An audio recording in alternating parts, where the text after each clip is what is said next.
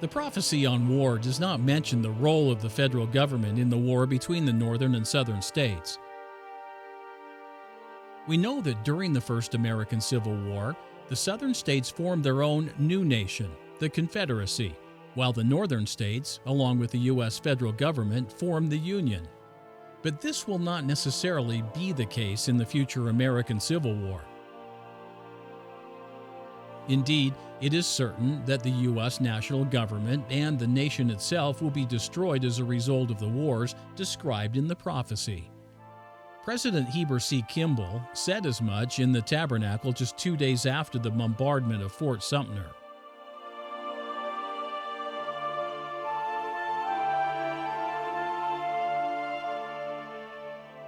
Of course, President Kimball assumed that the Civil War recently begun would be a fulfillment of the prophecy. The point is, however, President Kimball understood the inevitable outcome of the wars of Section 87.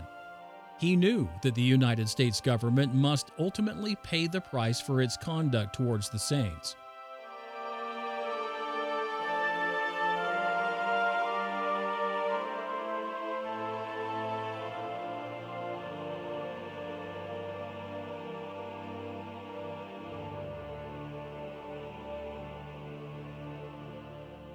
President Kimball knew of Joseph Smith's 1843 prophecy addressed to Stephen A. Douglas during a dinner discussion of the Missouri persecutions and refusal of President Martin Van Buren to redress the wrongs against the saints.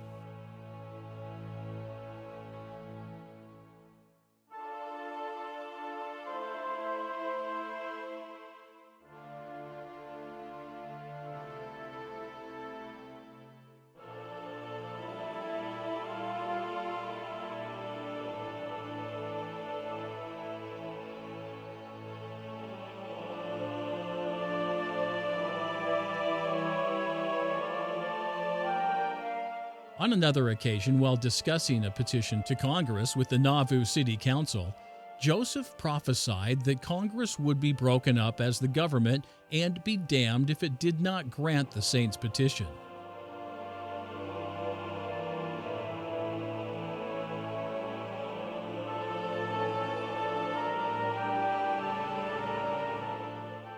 Whatever the initial status of the U.S. federal government at the initiation of hostilities between North and South, it will be, in the end, utterly overthrown and wasted. The revelation itself says as much. At the culmination of the wars, the consumption decreed by the Lord of hosts will make a full end of all nations, including the United States.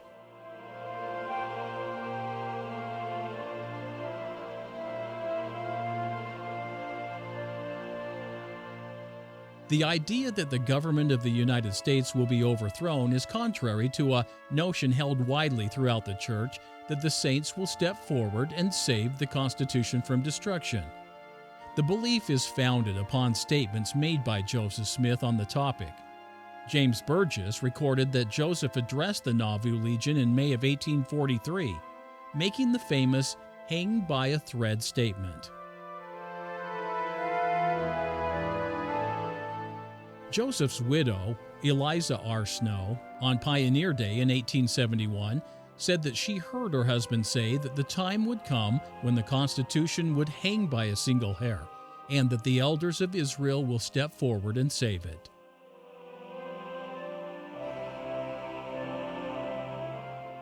Naparty P. Pratt wrote that the prophet used the hang by a single hair analogy in 1841.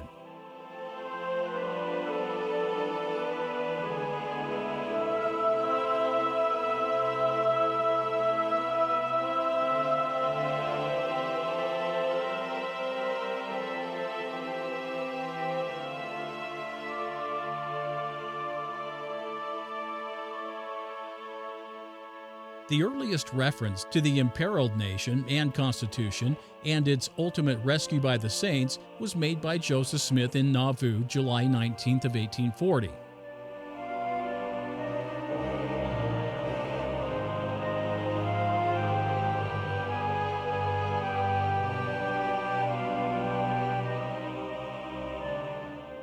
This particular statement is well attested, with 3 different sources recording it verbatim. It is difficult to reconcile the rescue of the nation and its constitution by the saints or by the elders, and at the same time argue that both nation and constitution will, in the end, fail.